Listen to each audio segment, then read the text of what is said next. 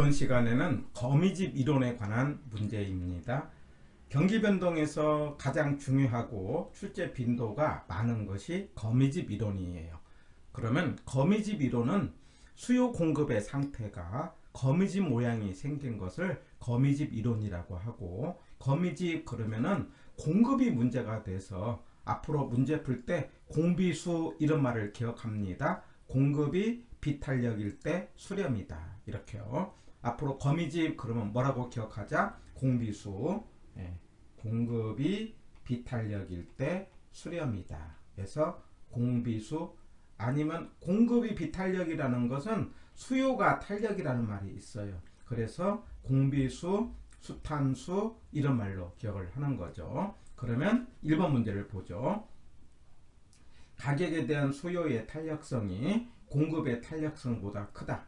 그러면 수요의 탄력성이 크다는 건 탄력이라는 거고, 그 다음에 공급의 탄력성이 작다는 거기 때문에 공급이 비탄력적이다, 이런 이야기예요. 그러면 이 상태에서 수요 공급의 상태가 반복을 하면은 안으로 모아지는 형태를 수렴이라고 합니다. 그래서 1번은 맞는 지문이 되는 겁니다. 그래서 거미집 그러면은 수요 공급의 상태가 안으로 모아지는 걸 수렴이라고 하고, 퍼지는 걸 발산이라고 하고, 그 다음에 같은 모양을 빙빙 도는 걸 순환이라고 하죠. 거미집 모양은 3개가 있죠. 하나는 수렴, 퍼지는 것을 발산, 그리고 빙빙 도는 것을 순환, 이렇게 되는데 이 3개의 용어 가운데 기준이 되는 게 수렴이죠. 그래서 1번이 맞는 겁니다.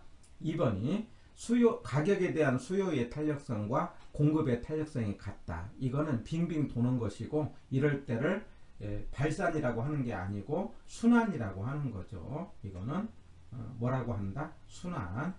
2번이 틀린 지문이 되겠어요. 3번, 균형의 이동을, 거미집이라는 것은 수요 공급의 상태가 반복되는 겁니다. 반복된다는 건 수요 공급을 비교를 했어요. 수요 공급을 비교를 했는데 공급이 문제가 되는 거다. 그런데 움직인다, 이런 거죠. 움직인 걸 정학적이라고 하고 동학적이다, 이렇게. 동학, 움직인다, 아니면 동태, 이거 먹는 동태는 아니겠죠. 그래서 비교 정학적이 아니고 비교 동학적이다, 아니면 비교 동태적이다, 움직이는 이론이다, 이런 이야기예요. 4번에 가격의 변해도 수요량은 일정 기간 후에 변한다. 그리고 5번을 보면은 가격이 변하면 공급량은 즉각 변한다. 이 4번과 5번은 바꿔놨죠. 말하자면 수요량은 즉각 변하죠. 그때그때에 따라서, 가격에 따라서 사람들은 반응을 보인다는 거죠. 그런데 공급량은 일정 기간 후에 변한다. 왜 공급이 일정 기간 후에 변합니까? 만드는 기간 때문에, 생산 기간 때문에 그렇다. 그렇기 때문에 모든 수요 공급의 상태가 거미집 이론이 생기는 게 아니고, 생산 기간을 갖고 있는 대표적인 농산물, 그 다음에 부동산, 이와 같은 것들이 거미집 이론의 모양을 가지고 있다, 이렇게 이야기를 하는 거죠. 그래서 7번의 정답은 1번 이렇게 풀어갑니다. 그리고 거미집 그러면 한 단어 뭐라고 한다? 공비수. 자, 거미집 이론은 중요하기 때문에 체크 포인트를 한 번 더 봅니다. 자, 가정이죠. 거미집 이론은 시차가 발생한다. 왜 시차가 발생한다? 생산기간이다. 이걸 우리가 뭐라고 하는 거니? 타성이라는 말로도 표현을 하죠. 타성 그러면 시간차, 이렇게 해석하고요. 그런데 금기의 수요량은 금기가격, 이 말은 수요량은 즉각 그때그때 가격에 따라 반응한다, 이 말이에요. 그런데 금기의 공급량은 전기가격. 여기서 뭐냐면 공급은 그 이전 가격으로 형성된다, 이 말이죠. 제가 거미집을 설명할 때 우리가 배추 농사를 갖고 이야기를 합니다. 그런데 여름에 배추 농사를 짓고 씨를 뿌리고 가을에 수확을 하는데, 여름에 씨를 뿌릴 때 여름에 가격이 좋으면 씨를 많이 뿌리고 여름에 가격이 나쁘면 씨를 적게 뿌린다라고 가정을 하는 겁니다. 그래서 공급량은 그때그때 현재 가격에 의존하는데, 문제는 그때 여름에 뭐냐면은 김장 배추 가격은 여름에 형성된 게 아니고 이미 작년 가을에 만들어진 거죠. 그러니 여름의 공급량은, 금기의 공급량은 작년 가을에 전기 가격이다, 이렇게 표현을 한다 이 말이에요. 그래가지고 이제 배추 가격이 좋아서 씨를 많이 뿌렸다는 거죠. 그랬더니 공급을 몽땅 했어요. 그러면 공급이 많아지니까 가을이 폭락을 한다 이 말 아닙니까? 그래서 다음 해에 가격이 폭락해서 씨를 안 뿌렸어요. 그랬더니 그 다음 가을에 폭등을 한다. 그러면서 수요 공급이 반복을 하는 과정에서 안으로 모아지는 걸 수렴이라고 하는데, 수렴은 공비수다. 공비수가 뭐라고요? 공급이 비탄력이다. 예, 공급이 비탄력이라는 것은 항상 수요 공급에서 공급 곡선이 이렇게 공급이 이제 문제가 되는 겁니다. 수요에 비해서 뭐가 문제가 된다? 공급이 문제가 된다라고 하는 거예요. 그래서 공급이 이렇게 서 있다 그러면 이게 수렴이에요. 서 있다라는 것은 뭐라고 합니까? 기울기가 급하다, 기울기가 크다. 그래서 공급을 가지고 딱 손으로 연상을 합니다. 공급이 서 있으면은 뭐가 된다? 수렴. 근데 이게 누웠으면은 발산. 항상 기억합니다. 공급이 서 있다는 건 뭐가 된다? 수렴. 예. 공급이 누웠다는 건 발산이다. 그렇기 때문에 공급이 비탄력일 때 거미집 이론이 적용이 되는데, 상업용과 공업용은 비탄력으로 보잖아요. 주거용은 탄력으로 보잖아요. 그래서 상업용과 공업용은 거미집 이론이 적용이 가능하다 이렇게 이야기하고, 그런데 아까 전제를 했어요. 여름에 배추 농사를 지을 때 여름의 가격을 기준 삼아서 농사를 짓는다 가정을 했던 거예요. 그런데 사람들이 예측을 해서 만약에 올해 그 가격이 몽땅 이제 농사를 많이 지면은 가을에 폭락할 것이다. 그러면 가을 가격을 예측을 해서 농사를 지으면은 거미집 이론이 되지 않겠죠? 그래서 공급자의 행동이 예측을 해서 하면은 적용이 되지 않는다. 그래서 지금 가격에 결정되는데, 그 지금 가격이라는 게 금기의 공급량은 전기 가격 이런 식으로 표현을 된다는 것. 그리고 거미집은 공비수, 공급이 비탄력, 공급이 이렇게 서 있는 거, 기울기가 크다. 그 다음에 기울기가 급하다, 수렴이다. 이 단어로 체크를 해보는 겁니다. 그러면 지금부터는 이제 거미집 모형의 형태 세 가지를 찾는 문제가 되는 거죠. 8번. 항상 공비수 이렇게 하자고 그랬어요. 8번 문제를 보면은 A 부동산과 B 부동산을 주었는데 항상 공급을 가지고 문제를 풀자라는 거예요. 그러면 공급의 가격 탄력성이 0.9는 탄력이다, 비탄력이다? 비탄력이죠. 예. 그러면 탄력이냐 비탄력이냐는 1보다 크냐 1보다 작으냐를 갖고 따지는 거죠. 그래서 비탄력이고, 그러면 A는 공급이 비탄력이니까 뭐라고 합니까? 수렴이라고 하는 거고요. 예. 그 다음에 A는 수렴이다. 근데 B는 보면은요, 공급이 어떻게 되는 겁니까? 1.3이라는 것은 이거는 탄력이죠. 탄력이라는 건 1보다 크다는 것 아닙니까? 그러면 발산이죠. 그러면 8번에 보면은 1번은 수렴이고 B는 발산이니까 답은 1번이다 이렇게 말할 수 있죠. 그래서 우리가 수렴이냐 발산이냐 수년을 따질 때는 공비수, 그래서 A는 비탄력이니까 수렴, B는 공급이 탄력이니까 발산, 이렇게 해서 정답은 1번이 되는 겁니다. 9번 문제를 봅니다. 9번 문제는 이게 기울기를 줬어요. 우리가 탄력성과 기울기는 반대다 이렇게 하자고 그랬어요. 거미집은 핵심이 공급이고, 공급이 서 있으면은 수렴이고, 공급이 누우면은 발산인데, 그러면 서 있다는 건 공급의 기울기가 크다는 거죠. 그러면 A를 봅니다. A에 봤는데 기울기를 줬어요. 그러면 공급의 기울기는 수요하고 비교를 할 때 여기서 마이너스는 방향을 말하는 거기 때문에 기울기를 따질 때는 숫자만 비교를 하는 겁니다. 다시요. 기울기를 따질 때는 마이너스는 고려하지 않아요. 숫자만 비교할 때 공급 쪽의 기울기가 뭐 합니까? 크다. 그러니까 A는 발산이 되는 거죠. A는 뭐라고 한다? 발산이 되는 거예요. 기울기가 크기 때문에. B는 어떻습니까? 기울기 같죠? 그러면 순환이라고 하는 거고요. C는 기울기가 크죠? 그러면 기울기가 크다는 것은 비탄력이 있기 때문에 수렴이다 해갖고 9번은 정답 몇 번이다? 5번이다 라고 하는 것. 항상 핵심이 거미집은 뭐가 핵심이다고요? 공급이 비탄력일 때 수렴이라는 거.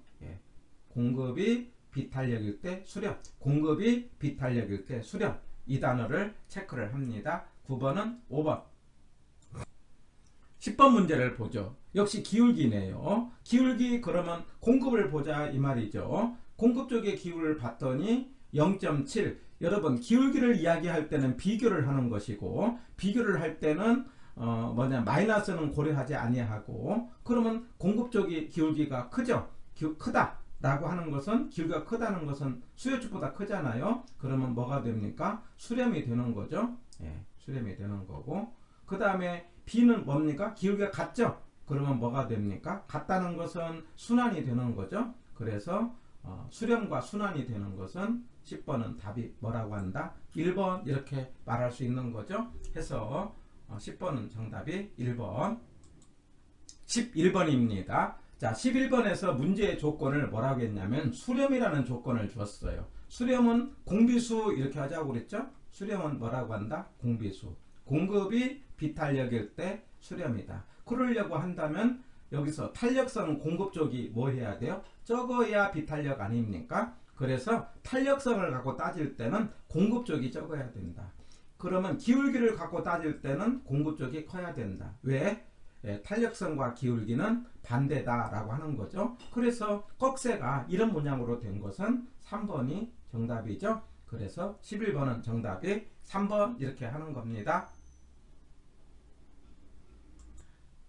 우리가 거미집에서 중요한 것이 기울기로 나왔느냐 아니면 탄력성으로 나왔느냐를 따지기 위해서 체크 포인트를 봅니다. 원래 탄력성과 기울기는 반대다 이렇게 하자는 거. 원래 수요의 가격 탄력성 그러면 위에가 수량 퍼센트 밑에 가격인데, 기울기라는 것은 밑변분의 높이예요. 그런데 높이는 가격이고 밑변은 수량이기 때문에 결과적으로 따지면은 탄력성과 기울기는 반대다. 그래서 탄력성이 크다는 것은 탄력적 아닙니까? 탄력적이라는 것은 이렇게 누워있는 거니까 기울기가 완만하다, 기울기 작다. 탄력성이 작다는 것은 비탄력이죠. 비탄력이라는 건 기울기 크다는 거고, 크다는 건 서 있는 거고, 기울기 급하다. 그래서 탄력성과 기울기 개념을 꼭 기억을 하는데, 여기서 중요한 게 있어요. 만약에 수요 공급을 이렇게 수식으로 주었을 때, 수식으로 주어지면 기울기 값은 이건 하나 꼭 암기를 하는 겁니다. 중간중간 제가 강조를 해왔어요. P분의 Q의 값이 기울기다 라고 하는 거, 이거 그냥 암기를 하는 겁니다. 우리가 P분의 Q가 뭐가 된다? 기울기다. 그래서 여기 보면은 2P는 500-Q 그러잖아요. 그러면 여기서 기울기는 P 값이 여가 2가 있잖아요. Q 값은 1이 되는 거예요. 그래서 바로 2분의 1이 뭐가 된다? 기울기다. 이렇게 하는 겁니다. 만약에 3P는 300 플러스 4Q 그러면 여기서 P 값이 얼마가 됩니까? 3이 되죠. 여기요 3.